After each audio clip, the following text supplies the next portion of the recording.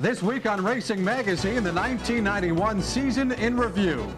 Lots more spectators and lots more race cars. And we'll run down the season for you week by week, race by race.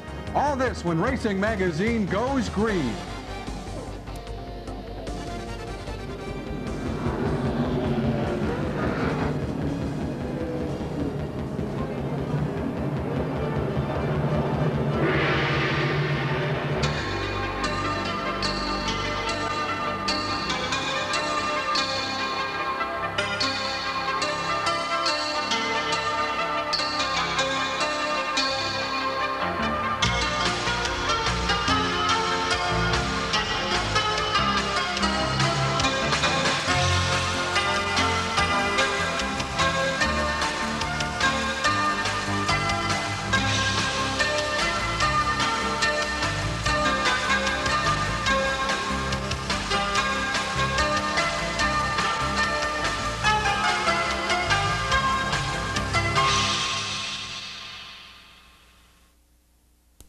Racing Magazine is made possible through the support of these local businesses.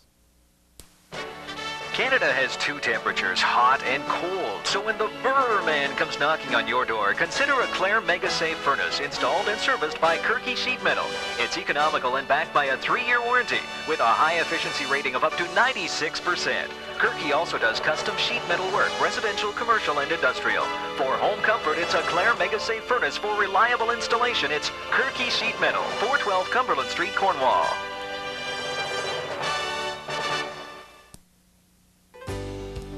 Alba Automotive Performance, specializing in the auto parts you want to improve your car's performance, handling, and looks. Accessories and parts for imports as well as North American cars and trucks. Alba's got what you need and priced right. Their service department is ready to do anything from installing wheels and running boards to brakes and tune-ups. Alba Automotive Performance at 118 Cumberland Street in Cornwall, where performance hits the streets. Well, hello again. Glad you could join us for this edition of Racing Magazine. I'm Fred Pletch along with Brian Mulligan. Brian, as we look back on 1991, in May, during some tough economic times, there were a lot of questions to be answered. Questions such as, was there enough money out there to support a lot of race cars? And did the fans have enough money to keep attending races on a regular basis? We got the answers to those questions very early in the season. Yes, right from opening night. Record number of cars, 34 modifieds in the pits, and even with the new section of grandstand, we were packed full of spectators. The Cornwall Motor Speedway always kicks off the season on the long weekend in May with twin 20-lap features for the modifieds, and that is where our highlight package begins. Cornwall's Roger Lalonde in the white number 9 machine picked the number 1 in a draw for starting position among drivers qualified for the feature. And the 1986 Dirt Rookie of the Year held the early lead. But he had plenty of company at the front of the field, and the group included crafty Doug Carlisle of Kingston in the radioactive number 11 modified. Carlisle was a 4-time feature winner at Cornwall in 1990, and he wanted to win early in 1991. Another Kingstonian, Pat O'Brien, was on the move from his 10th place position on the starting grid. The defending Mr. Dirt International Champion in the small block modified division, usually a high side runner, found the inside to his liking as he worked on Carlisle's radioactive number 11 and finally made his move past him around turns 3 and 4. That put O'Brien and his number 1 Stan's Auto Body Special right behind the M70 of American Billy Cook from Hogansburg, New York. Roger Lalonde continued to protect his lead position and worked in a comfortable groove right in the middle of the track. There were just 3 caution flags thrown the entire race, with Norm Burrows of Rigaud, Quebec going high here to coast into the pits under yellow. Burrows is back behind the wheel after a 2-year break. Frontrunner Lalonde, meantime, had the powerful Troyer of Pat O'Brien right on his back bumper on this restart with 6 laps completed. O'Brien followed straight on Lalonde's lead and was able to duck underneath the Mohawk Express of Billy Cook through the first couple of turns. Down the back straight they went with Dave Camara of Pulteney, Vermont, the number 26, right in the hunt as well. But O'Brien eventually pulled away and set his sights on the leader. The cherry red number 1 would just get the nose in, almost even with Lalonde through the corners. But the Cornwall driver in the number 9 was always first in and first out through the turns. He continued to run that middle of the track groove. As Lalonde built up a little cushion under uninterrupted green conditions, there were some outstanding battles developing behind him. One of them featured Camara in the number 26, O'Brien and Lauren Lattiser of Alexandria, Ontario in the 23. Known as the Laser, Lattiser had wrested the Cornwall Track Championship from O'Brien in the final points race in 1990. They raced side by side, bumper to bumper, many times last year and showed the fans on opening night to expect more of the same in 1991. Lattiser got close enough that Lalonde could certainly hear him with a couple of laps to go, but like O'Brien earlier, Lattiser's challenge was repelled by the number 9 modified. It was a fast field right through the order, and this was certainly a big advantage for Roger Lalonde. He never really had any lapped traffic to contend with, and it was smooth sailing to the first feature checkered flag of the season for Lalonde. This was also just the final finishing order from the first feature was completely reversed to form the starting grid for the second end of the twin 20s. That made a pole sitter out of Norm Burrows in the number 18, and joining him on the front row was the 1990 Cornwall Rookie of the Year, Pierre Bissonnette, in the number 7.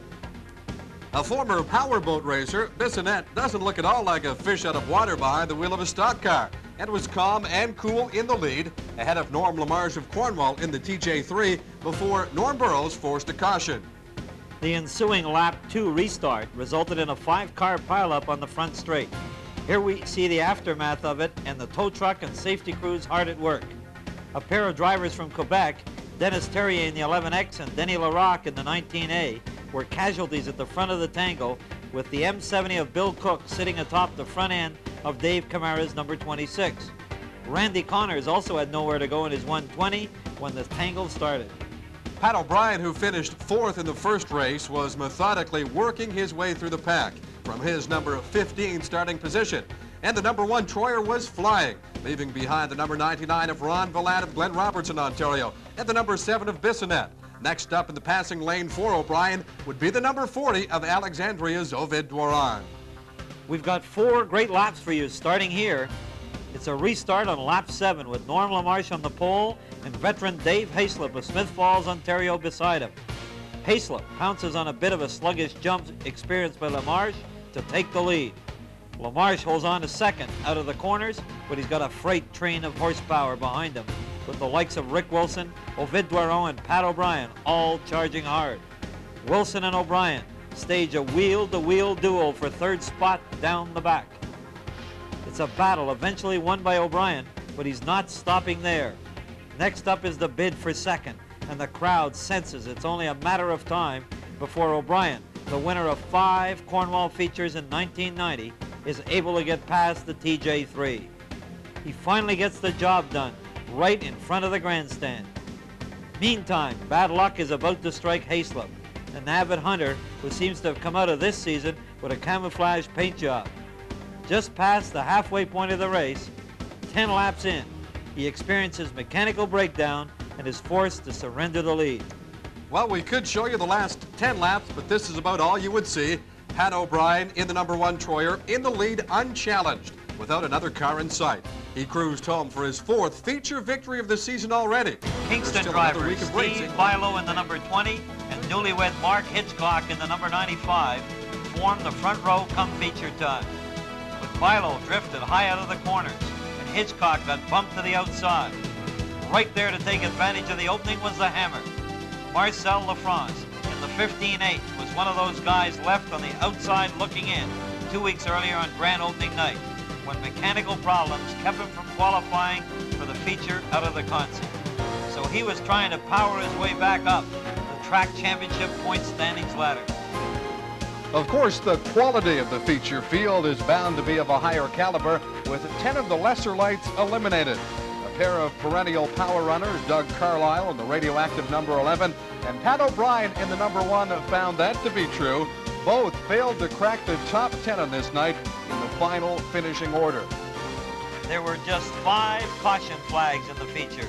The first one flew with 3 laps in, when Bilo got his number 20 sideways between turn 1 and 2. There was only so much room when everyone hit the brakes, resulting in a 6-car tangle. The only casualty was Bill Cook of Hogansburg, New York, in the M70. It was the battle of the 15s on the restart. LaFrance in the 15H once again cranked up the horsepower to get the jump on rookie Dave Renault in the number 15. And LaFrance seemed to have the track figured out. He was hugging the quarters tight and holding steady in the middle down the straightaway. Dennis Larocque of Macham, Quebec, had motored to second place from his number 10 starting position before the race was 5 laps old. But circumstances forced him to be more concerned with the cars behind him than a bid to overtake LaFrance. Laurent Laser Ladisser in the 23 and Rick Wilson behind the wheel of the 24K were involved in a spirited battle for third place. The Laser eventually gained the upper hand. LaFrance, meantime, was simply blowing away the field, leading by as much as a quarter of a track when disaster struck. Just coming around to complete lap 24, he heard a grinding noise in the back end and was forced to shut down. The hammer had been struck, an unkind blow. So, on student night, the stage was set for a one-lap sprint to the checkers, with a relative beginner, Dennis Larocque, trying to hold off a roll call of master instructors. Defending track champion Ladisser, the always powerful Wilson, and 33-year veteran Ovid Doiron of Alexandria were all prepared to seize the opportunity if Larocque slipped up. But it was not meant to be, as Larocque proved to be a rather astute student. He held firm to the line. The hammer had blazed for the first 24 laps, in tight through the corners, and right down the middle on the straights. Dennis Larocque had his first feature victory at the Cornwall Motor Speedway. Kevin Federley out of Messina, New York in the 57C and fellow American Brian Hearn in the 27 formed the front row when starter Scott Hanton waved green. Hitchcock in the number 95 made a quick bid for second spot down the back straight from his starting position on outside of row 2. But he got sideways after getting clipped heading into turn 3 and ignited a multi-car pileup that had everyone looking for a safe spot. Steve Bilo of Watertown, New York, needed assistance to untangle his number 20 from the shrubbery and was done for the night. Others, such as Marcel LaFrance, wanted a face-to-face explanation about where they would fall into line when racing resumed. No doubt about it, they raced one lap at a time in the early going. It looked like Norm Burrows of Rigaud, Quebec, was going to get his number 18 safely through this turn 2 bumpathon. But he wound up looking at the grandstand, and the yellow came out again. Brian Hearn was on the pole when racing resumed, but it became a false start when something snapped in the back end of Pierre Bissonnette's number 7. He had to be hooked into the pits for repairs. Dave Hayslip was at the front of the pack for this lap 3 restart. A two-time track champion in the 1980s, the Smiths Falls veteran usually can be counted on to make at least one trip to victory lane each season in Cornwall. And when he barreled into the number 1 position in the number 84 mod, he could draw upon years of skill and savvy behind the wheel to keep him there. Kingston's Pat O'Brien in the cherry red Stan's Auto Body Special could be found in his usual position, diligently working on the high side. O'Brien, seen here dueling with Sandy McIntosh in the 026, has been on a real Saturday night roll at Can-Am Speedway in Lafargeville, New York, where he's taken 5 of 6-point races this season. He won in Cornwall on opening night too, but would have to be contented with a 9th place showing on this evening. Hayslip continued to show the way, and the cream had risen to the top with 5 laps completed. Ovid Doiron of Alexandria in the number 40. Rick Wilson of Joyceville, Ontario in the 24K, and Kingston's Doug Carlisle in the radioactive number 11 were all in line, waiting to pounce on any mistake the leader might make. It soon became obvious the slip's greatest challenge would come from Wilson. A guy who always seems to have more than enough horses under the hood. Wilson sometimes, though, has difficulty harnessing all that power on the tight Cornwall quarter mile, but he was right on the money in this feature, coming at Hayslip from up top time and time again. As we shall see, second place would prove to be a very rewarding spot to be in. Carlisle in the number 11 and Marcel LaFrance aboard the 15 raced side by side around the midway point, and moving through the field to join him and eventually pass was Laurent Ladisser in the number 23. Ladisser had captured an unprecedented 3 track titles, including Cornwall in 1990. The following night, he would receive an unexpected honor when he was named the outstanding athlete in Glengarry County at a sports awards banquet in his hometown of Alexandria. The 10th and final caution flag was unfurled with 1 lap remaining. leaving Hayslip to attempt a one-lap dash to the checkers in front of Rick Wilson. Even though he crossed the finish line first and could not be caught by Wilson, the scales of justice caught up to Dave Hayslip. Race officials later disqualified him and revoked the victory because his vehicle failed to meet minimum weight requirements that are detailed in the rule book. Fans found out the following day that Rick Wilson was the feature winner, his reward for an outstanding driving job. Francis McNeil from Chazy, New York, started on the pole in his number 6 with Norm Burrows of Rigaud, Quebec, joining him to form the front row.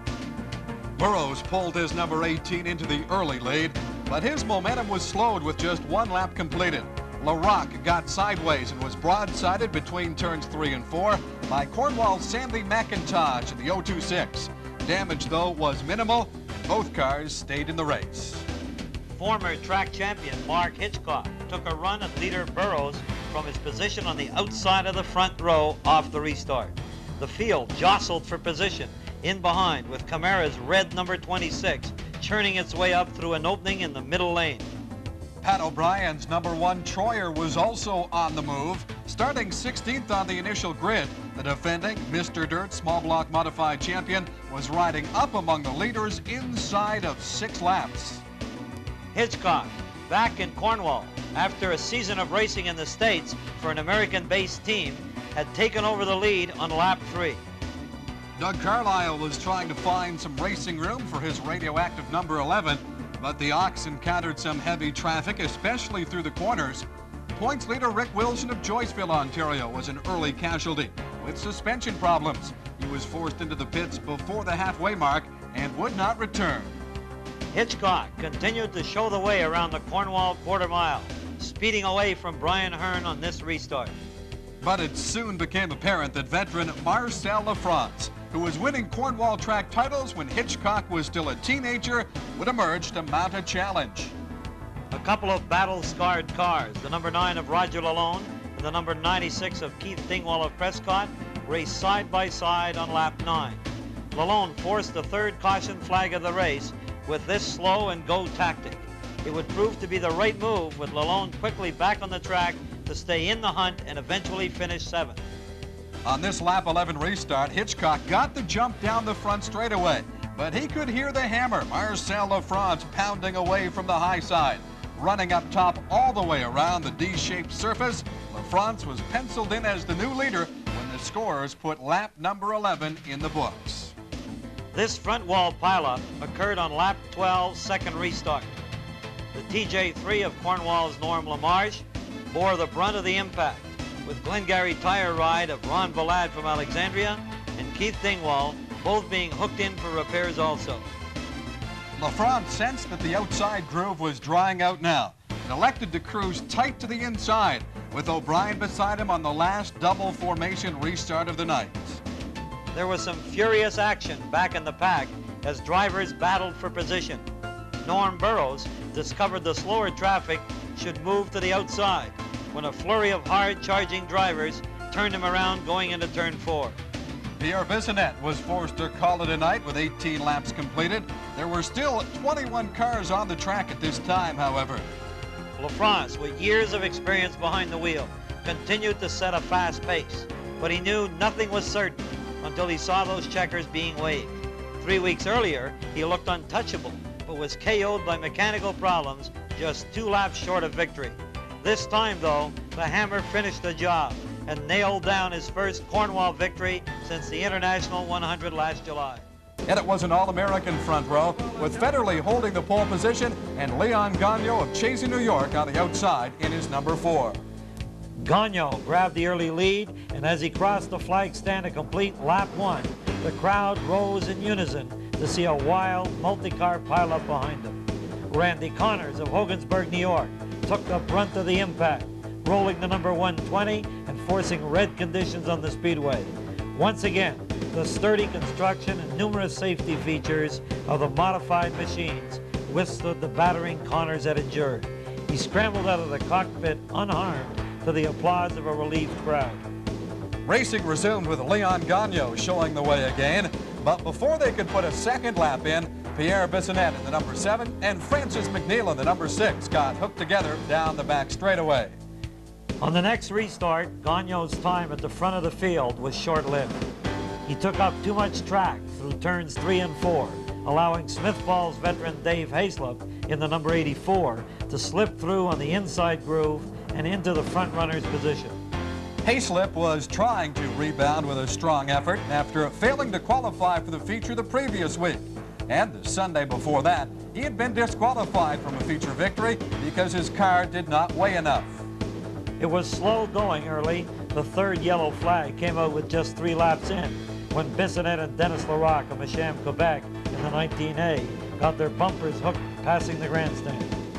Hayslip would hold the lead for just 3 laps. Dave Camara of Vermont had steered clear of early trouble and moved up quickly from his number 14 position on the starting grid. The 22-year-old sophomore driver made a successful bid for the lead on lap 6. He roared to the outside of the 84 down the back straightaway and gave Dave the slip coming out of turn number 4. As Camara pulled away, Hayslip had to contend with Rick Wilson in the 24K. Wilson out of Joyceville, Ontario, needed a strong showing in the Summer Nationals to consolidate his hold atop the modified point standings. As we told you off the top of the show, Danny O'Brien had made his first trip to Cornwall this year, but his number 21 was in and out of the pits all night long, and he failed to crack the top 10 in the final finishing order.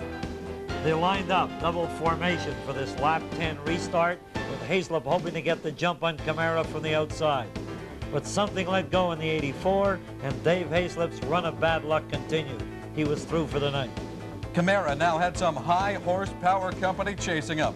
The top 3 drivers in the points, Pat O'Brien in the number 1, Rick Wilson's 24K, and Laurent Ladouceur in the number 23, provided the escort on this restart.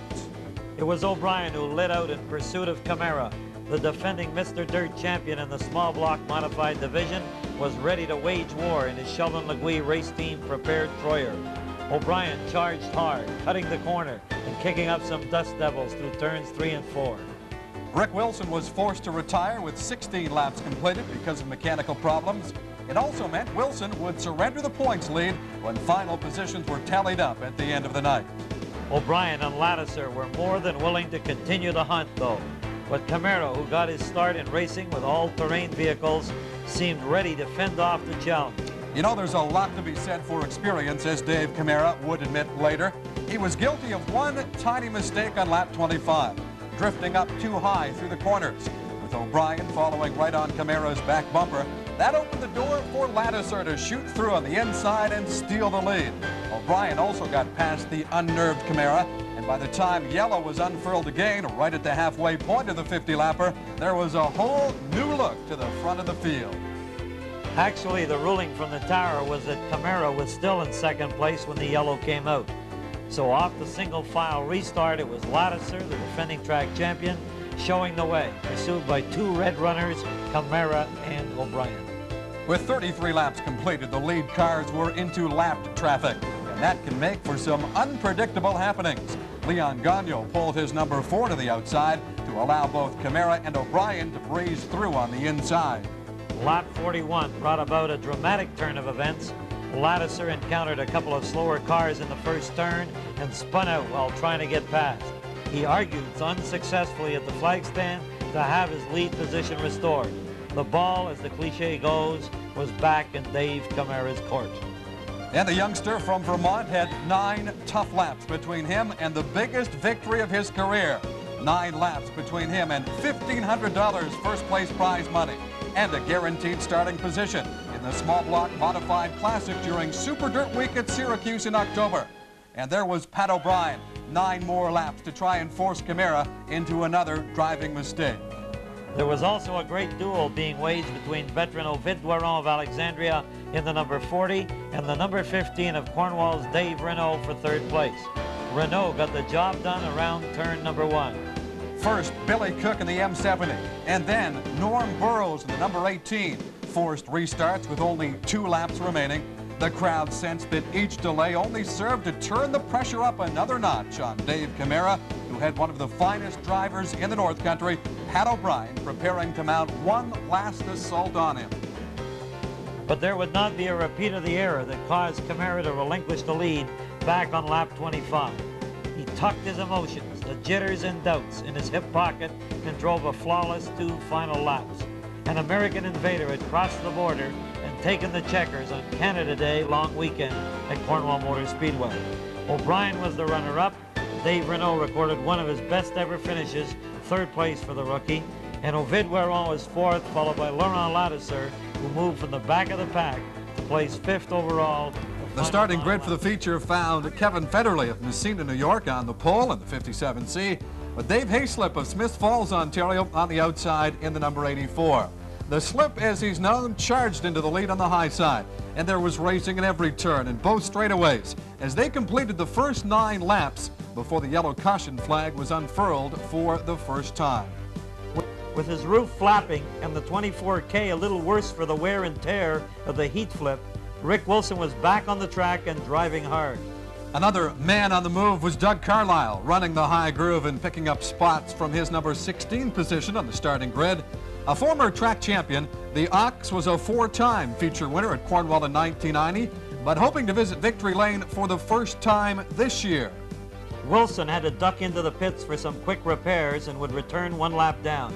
Sandy Roberts in the number 41 almost got taken in with him, but veered quickly to avoid contact.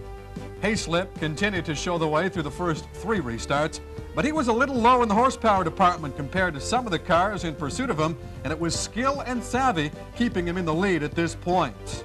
The leaders right behind the Slip tangled down the back chute on lap 12. The 120 of Randy Connors sent the 217 of Jean Larocque careening off the track with Sandy Roberts in the 41 right behind him. But watch the job Doug Carlisle does to stay out of trouble.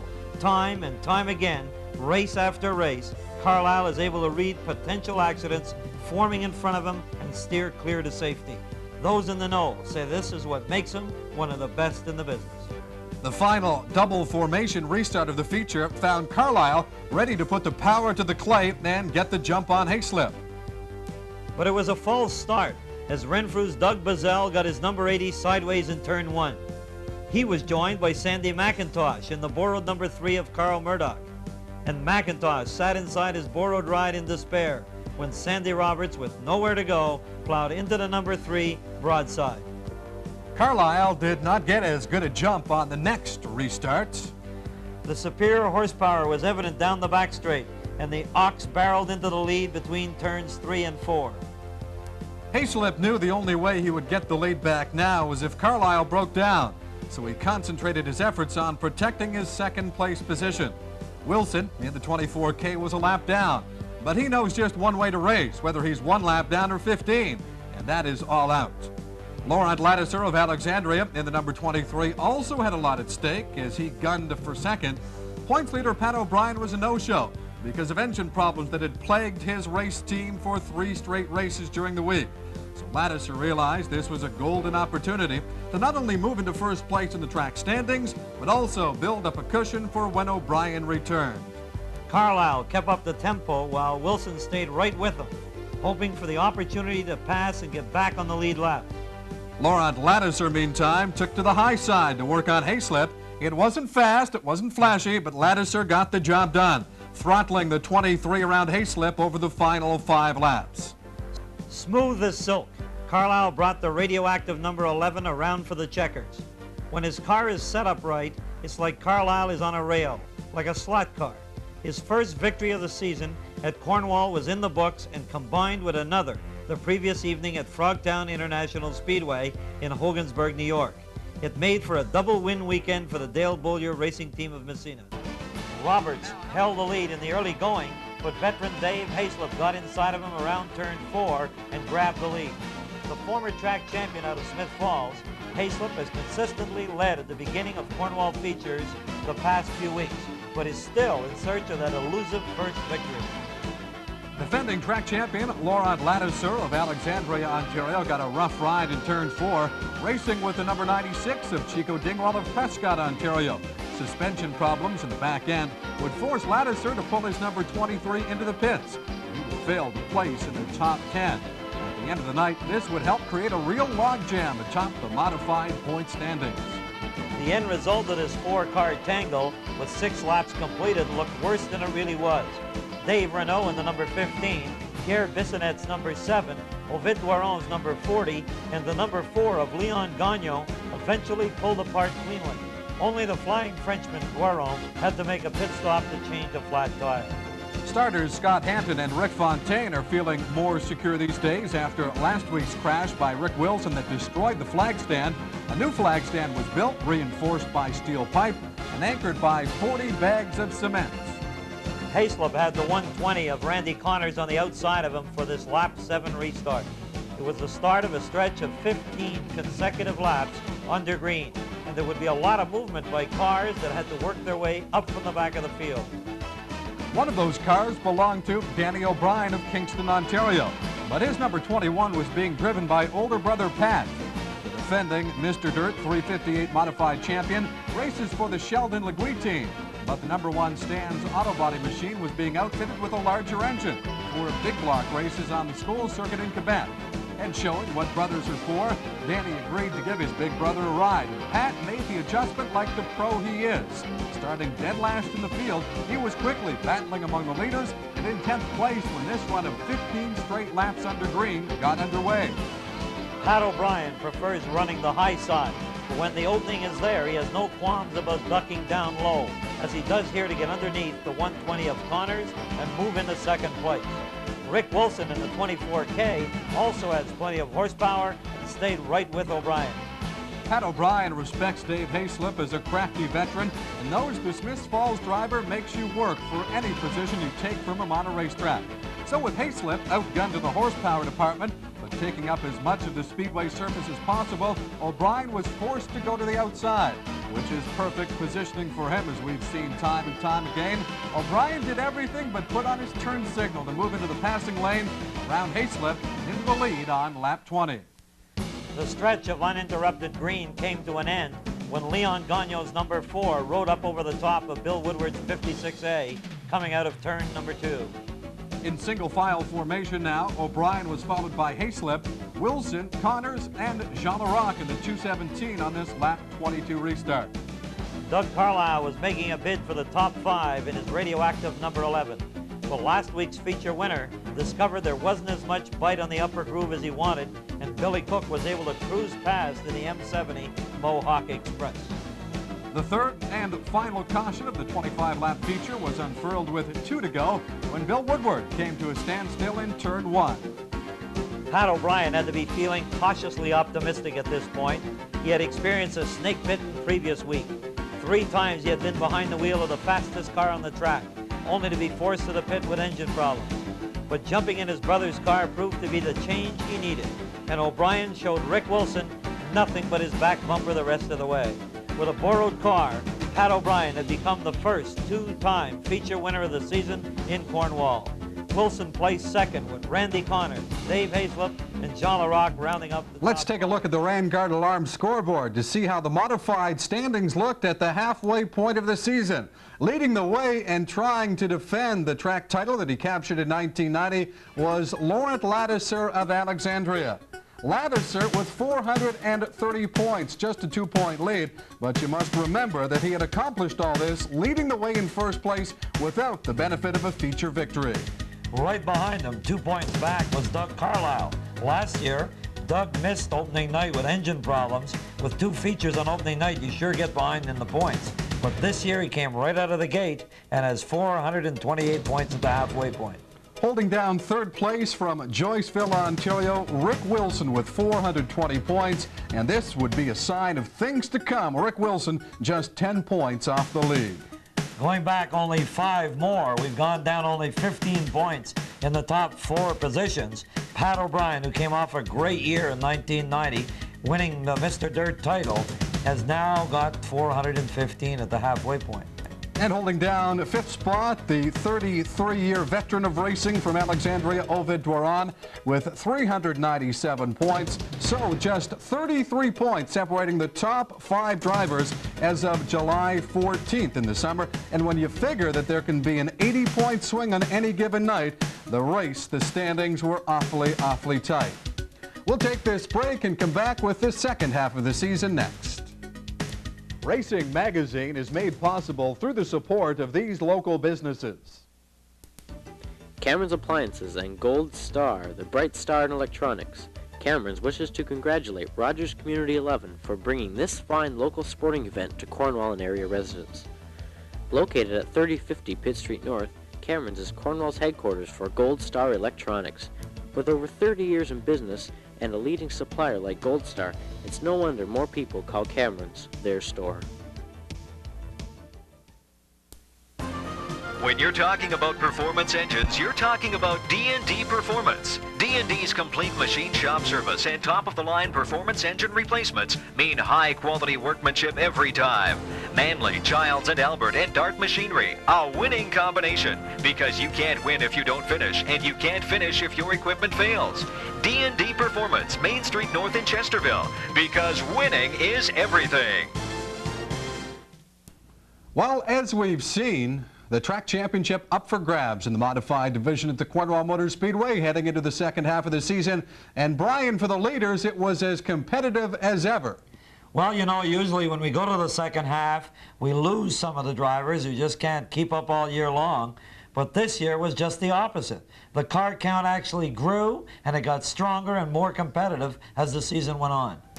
Let's get to that second half highlight footage right now.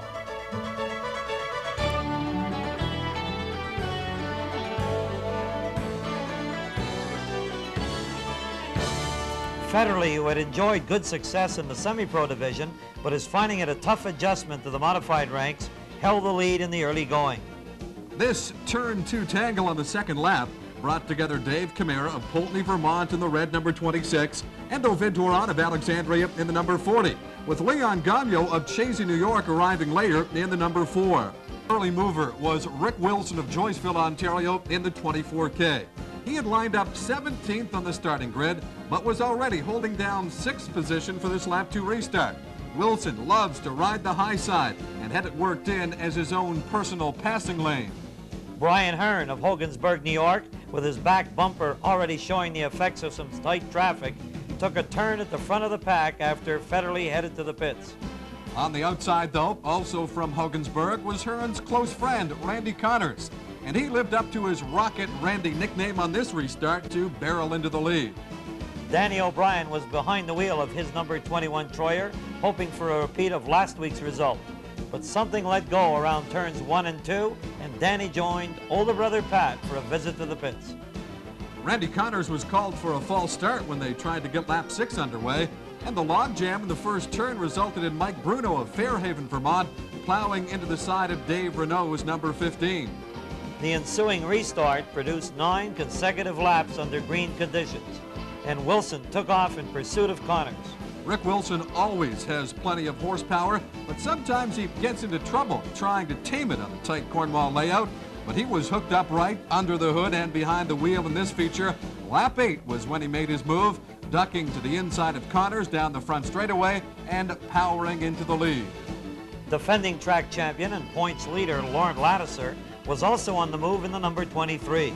First, he smoothly negotiated his way around Hearn's 27 and pulled away down the back chute.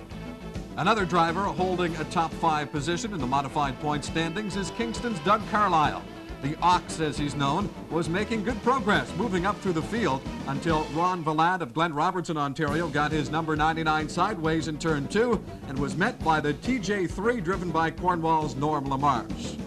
It was single file for the next restart, with Wilson pursued by Lattiser, Connors, Carlisle, and the number 96 of Chico Dingwall of Prescott, Ontario. The next caution came out when Mike Bruno tapped the back end of Dave Renault, sending the Cornwall driver's number 15 spinning out of control coming out of turn 2. Laurent Lattiser was left with 7 laps to try and overhaul Wilson for the lead, and this proved to be an interesting confrontation. That's because they had been involved in a little dispute during their heat race. Wilson thought Lattiser guilty of some pushy tactics and let the laser know about it when their heat was completed. But that would be all the contact between the two veteran racers the rest of the night. Wilson held his line and had plenty of power to hold off Lattiser for the checkers, and his second feature victory in Cornwall this season. With New York State drivers Leon Gagno of Chazy in the number 4 and Kevin Federley of Messina in the 57C leading the way, the field got together for the best start of the season for a 25-lap modified feature.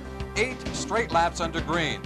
Dave Renault of Cornwall, the leading rookie in the modified division, got his number 15 up on the infield bank and it kicked up a swirl of dust devils, but the feature rolled on.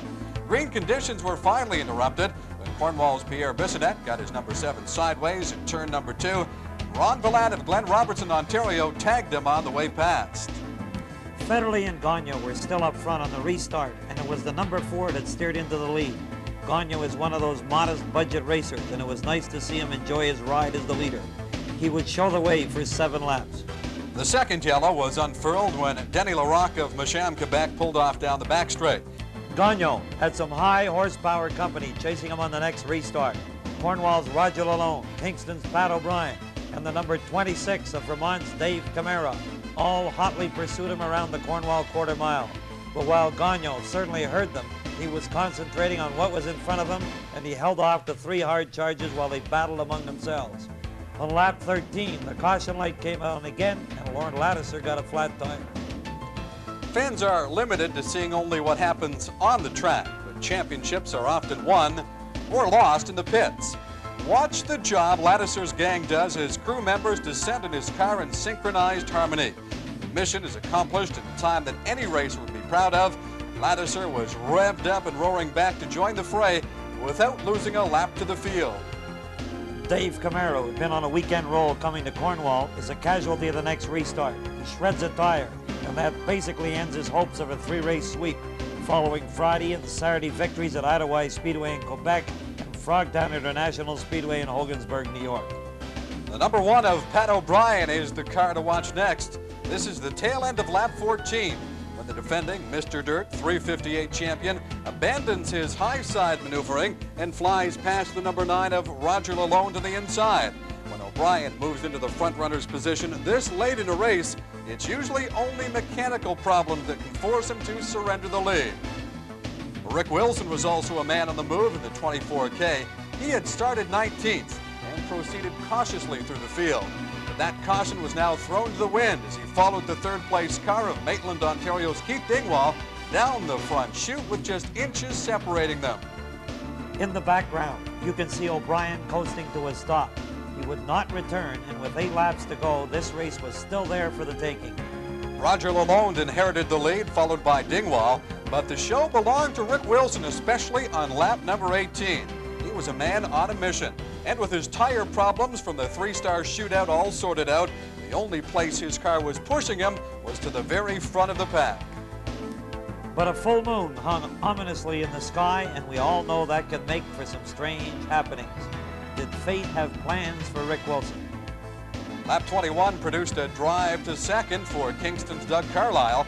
The Ox realized he would need as many laps as possible to work on passing Wilson if the job could be done at all. The chase continued for 3 quick laps before fate decided to deal Roger Lalonde a nasty blow. The drive shaft let go in his number 9, and even though there's reinforced protection in that area, the force was such that the drive shaft came right through up the floor. The race was red flagged while the roof of Lalonde's car was removed to get him out. Fortunately, he was not seriously injured.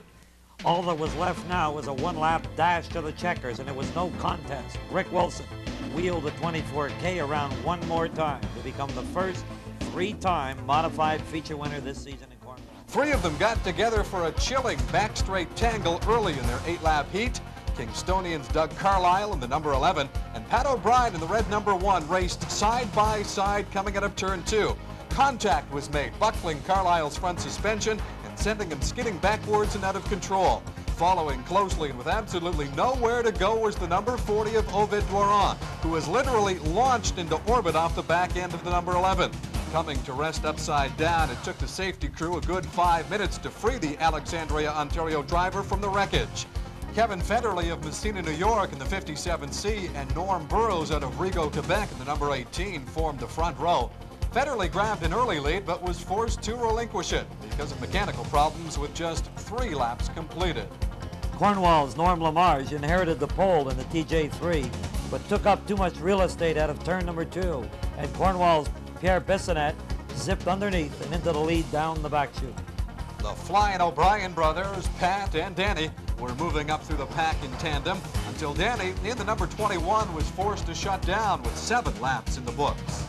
Doug Carlisle, who had been involved in that nasty heat wreck with Ovid Duron, had hitched a ride in Bill Woodward's 56A in an effort to maintain his hold among the top 5 drivers in the point standings. The Ox, as he's known, would wind up 13th in the final finish, but the points earned kept him 4th overall on the modified scoreboard. The new leader on this lap 8 restart was Mark Hitchcock. The 1989 Cornwall track champion was in quest of his first feature victory of the season in the Seaway Valley. Alexandria's Laura Ladisser in the number 23 was looking to end the skid of mostly bad luck in Cornwall. The defending Cornwall track champ races 3, sometimes 4 nights a week, and even though he has one of the best pit crews and better prepared cars on the track, that hectic schedule may be beginning to exact its toll. Ladisser would join the front pack in the early going, but suffer more problems and fade to a 14th place finish. Mark Hitchcock, meantime, was dialed into perfection, and he churned off the laps, breezing through lap traffic and leading the parade by as much as a quarter of a track. The 4th yellow flag of the feature was thrown with 17 laps completed when Keith Dingwall of Prescott, Ontario, joined the Upside Down Brigade. He quickly scrambled to safety, uninjured, to contemplate a long week in the garage, repairing heavy damage to the rear end of his number 96 ride. Single file now off the restart. Hitchcock again left the field racing for 2nd place in behind him. Pat O'Brien then put his driving skills on display, going up high into turn 3 and then quickly ducking down to take a shortcut through turn 4 to pick up a couple of positions at the expense of Laurent Ladisser and the number 7 of Pierre Bissonnette. The final caution was unfurled with 22 laps in, when something let go in the number 23 of Ladisser. He struggled to keep his car under control and then beat a hasty retreat to the pits. There was one false start when Bissonnette and Carlisle got hooked up in the front chute. After the tow truck operators did their job, the remaining racers lined up for a 3-lap run to the checkers. Pat O'Brien's specialty is taming the high side to his advantage, and he, flat out, does it as good as anyone. Although we don't see it here, O'Brien made a daring sweep around the 026 of Cornwall's Sandy McIntosh and the 124 of Quebec's Pierre Dagenet to motor into 2nd place on lap 23. This would prove to be the most important move he would make, because even though O'Brien crossed the finish line behind Mark Hitchcock, there was a surprise in store after Hitchcock checked out of victory lane. Well, for the 2nd time this season, an apparent modified feature winner in Cornwall had the victory taken away for failing to meet minimum weight requirements. It happened to Dave Hayslip back on June 8th. And Mark Hitchcock was the victim on August 11th when the weigh scale needle could not hit the 2,500-pound mark. Pat O'Brien took the easy road to victory. Front row was formed by Francis McNeil of Hogansburg, New York, and Kevin Federley of Messina. Heading for the first turn, Dave Renault of Cornwall got bumped to the outside. To his credit, he kept the race going under green, but he also dropped about 17 positions as the field flew past him. Renault had started 6th, but was way off the pace with just 2 turns completed. Kevin Federley was leading the way when the first of 6 caution flags was unfurled. Federley is still trying to put it all together to recapture the form that made him one of the top drivers when he competed in the semi-pro ranks. Joyceville, Ontario's Rick Wilson took advantage of the yellow conditions to check out the right side of his car. Wilson came into the night with a 47-point lead on Kingston's Doug Carlisle for the modified championship. He didn't necessarily have to win this race, but a strong showing would make it almost impossible for him to be overhauled for the track title next week during the final points race of the season. The ensuing lap 4 restart created headaches for 5 drivers. First off, Pat O'Brien in the number 1 car, and Smiths Falls veteran Dave Hayslip in the number 84 got hooked together between the corners. Hayslip managed to pull away, and eventually O'Brien did too. And almost a full lap later, all under yellow, Cornwall drivers Roger Lalone and Carl Murdoch decided to drive on exactly the same spot on the track at the same time. This bumper embrace was costly to both because they had been among the top 5 positions and were now forced to join the rear of the field. And another car, this one on the hook with obvious problems, belonged to Cornwall's Pierre Bissonnette. He would make repairs and later return, although he won't be looking back on this race with many fond memories. Back to the action now. And although Federley took the long way around turn 4 to get lap 4 underway, he managed to shoot back down and hold on to the lead down the front straight. O'Brien and Hayslip got together again, this time with nearly disastrous results, as the number 1 got airborne over the front end of the number 84, but managed a safe 4-point landing. The safety crew moved in quickly, but this rated as nothing more than a close call. A frustrated Hayslip peeled off his jacket for the slow ride back to the pits, while O'Brien, fortunately, was able to stay in the hunt. On the next restart, Norm Burrows of Rigaud, Quebec got the jump on Federley from the outside of the front row, but his turn at the front of the pack was rather short-lived. Dave Camara was forcing Burrows to drive at a furious pace, and just 2 laps later, coming out of turn 4, Burrows was cranking out more power than he could handle. The number 18 got sideways and stopped on a dime, while Camara, the 22-year-old from Pulteney, Vermont, forged ahead as the new leader. They started in single file formation now, with Ron Valad of Glen Robertson, Ontario in the number 99, Randy Connors of Hogansburg, New York in the 120, and Kingston's Doug Carlisle in the number 11 lining up behind Camara. But as the video evidence shows, Camara ran away and hid to leave that threesome racing for second place. Carlisle worked on Valad for close to a dozen laps. He knew that sometimes second place can be just as good as first. In fact, that's how it had worked the previous night at Frogtown International Speedway, when Camara, who clearly had the fastest car, suffered a breakdown, and Carlisle happily accepted the lead, and eventually the feature checkered flag. But Valad wasn't going to surrender second place without a fight, and with 5 laps to go, the runner-up position was still in his possession when Danny O'Brien caused a stoppage with problems in turn 2. When White came out again, it was Camara preparing to unleash his rebuilt jack-tanned engine on the Cornwall quarter mile. It had just arrived earlier in the week from North Carolina, and ironically, it was an engine that Camara had blown in Cornwall earlier in the season. Camara was not only the fastest car on the track this night, he was more importantly the first car across the finish line for his second Cornwall feature victory of the year. The 26-car feature field was unleashed on the Cornwall quarter mile in front of a capacity crowd that approached the 6,000 mark. Going off the front row were Leon Gagnon and the 44K of Vern Lefebvre of Philadelphia, New York. But before the first lap was over, they would both give way to the number 42 of Pete Bicknell, who hugged tight to the inside groove. The first of 9 cautions came out on lap 1 when Ed Zachary of Spring Valley, New York, who was running behind the leaders, got sideways in turns 3 and 4. He was forced to the pits for repairs, as was the 124 of Pierre Dagenet of Gatineau, Quebec. And Dagenet desperately wanted to stay out of trouble in this race because he was protecting a 6-point lead on Cornwall's Dave Renault for leading rookie honors in the modified point standings. Back under green for this lap 2 restart, and Pete Bicknell was showing the rest of the field he was going to be awfully tough to beat. And then in behind them between turns 3 and 4, which seemed to be the action spot in the early going, Ricky Jr. from Orange County Speedway cranked Vermont's Dave Camara full bore. Both cars continued, but both also had to be feeling the effects of this impact. Also involved, coming in later, was Ovid Doiron of Alexandria, Ontario.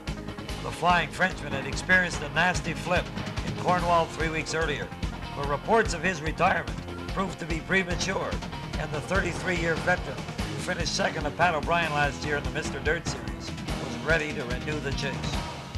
The Bud Classic quickly evolved into a shootout between Pete Bicknell in the number 42 and Pat O'Brien in the red number 1.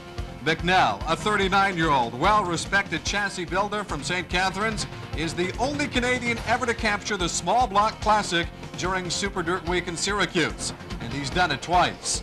Pat O'Brien, meantime, is a 2-time Mr. Dirt 358 modified champion from last year and in 1988. There was a lot at stake in the race for Rick Wilson. The driver of the 24K from Joyceville, Ontario, had been leading the track standings for over a month. He owned a 31-point cushion entering this, the final points race of the season, and a top 10 finish would clinch the track title. Kevin Federley of Messina, New York, pulled a stop and go maneuver right at the halfway point to bring out yellow with 25 laps completed.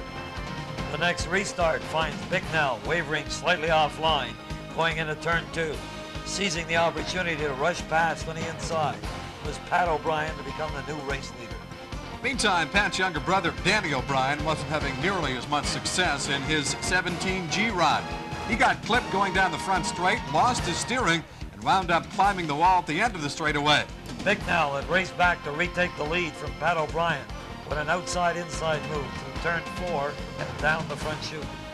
This is lap 36 action, just before Denis Larocque of Mecham, Quebec, cooks his engine and expires, skidding off the front straight and onto the infield grass. This sequence starts the final 3 laps with Bicknell into lap traffic, knowing O'Brien is right there with him, ready to pounce on the slightest mistake. But the classy Bicknell is not the kind of driver who is easily flustered. Last year alone, he won 19 features at the 2 tracks closest to his home, Ransomville Speedway outside of Buffalo and Merivale Speedway in St. Catharines. O'Brien had his game plan. He was going to try to get to the high side and hope to be able to get past if Bicknell had to slow even slightly for a lapped car. Fortunately for Bicknell, the number 99 of Ron Valad was zipping along at a pretty fair pace. As it turned out, the inside groove was the road to victory lane for Pete Bicknell as he won the first event on the 8-race Mr. Dirt Trail. Rounding out the top 5 in the Cornwall Budweiser Classic were O'Brien, Laurent Lattiser, track champion Rick Wilson, and Vince Kenville Jr., who ran a heck of a race, considering he had started dead last. At the halfway point of the season, the names Laurent Lattiser, Doug Carlisle, and Rick Wilson were prominent on the Rand Alarm scoreboard. And throughout the second half of the season, those names were also there as well, right at the top. But Brian, we just continually kept shuffling the deck. Yes, you know, the lead changed a number of times, but when the final checkered flag dropped on Labor Day Sunday night, the final night for the points, the winner was Rick Wilson. 822 points as he led it all. And you know, Rick Wilson is a rather rough and tough type guy, but he was pretty emotional that night. Settling for second place in 1991, the defending track champion, Laurent Laser Lattiser of Alexandria, he wound up with 791 points. He was consoled, I guess, by the fact that he did defend his track title at Edelweiss Speedway up in Quebec. Third place, Doug Carlisle, having an excellent season on both sides of the border. He had repeated as Frogtown Speedway track champion for the second year in a row. He was a champion there. And he finished third here in Cornwall with 777 points. Pat O'Brien sure gave him a run for his third place money, though. Pat O'Brien wound up fourth, just 2 points back with 775 points. O'Brien, of course, the defending Mr. Dirt International champion in the small block modified division.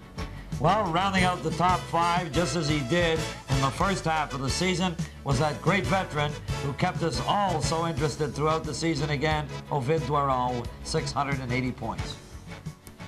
Racing Magazine is made possible through the support of these local businesses.